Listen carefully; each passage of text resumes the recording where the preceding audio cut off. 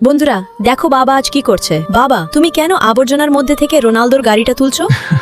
না না মেয়ে, গাড়িটা তো একদম ঠিক আছে। আর রোনালদো আমাকে একটা চ্যালেঞ্জ দিয়েছে। ও বলেছে যদি আমি তার 20 বছরের পুরনো গাড়িটা এই কাদা থেকে উদ্ধার করে পরিষ্কার করতে পারি তাহলে আমাকে 10 লাখ টাকা পুরস্কার দেবে। এটা তো আর ঠিক করা যাবে না, পুরোপুরি ভেঙে গেছে। না মেয়ে, আমি এই চ্যালেঞ্জ জিতবই, কারণ আমাদের পরিবারের এই টাকাটা খুব দরকার। তোমার মা এখন হাসপাতালে, আর আমাদের তার চিকিৎসার টাকা জোগাবে এবং বাকি টাকা দিয়ে ঘর বানাবো। ওয়াও বাবা, এটা তো খুব ভালো খবর। চলো তাড়াতাড়ি গাড়িটা পরিষ্কার করি।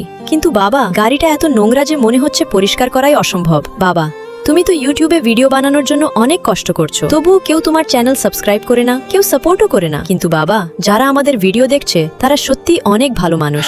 কি আর বলার মেয়ে, আমরা গরিব মানুষ, আমাদের ভিডিওগুলো কেউ সাপোর্ট করে না, কিন্তু তুমি কষ্ট পেও না। চলো আজকে দেখি কে সবচেয়ে বেশি মায়ের প্রতি ভালোবাসা দেখাতে পারে। যদি তুমি তোমার মাকে ভালোবাসো তাহলে এই ভিডিওটি লাইক দাও, চ্যানেলটি সাবস্ক্রাইব করো আর কমেন্টে তোমার নাম লিখো। ঠিক আছে মেয়ে, তুমি যা বলো আমি তোমার উপর বিশ্বাস করি।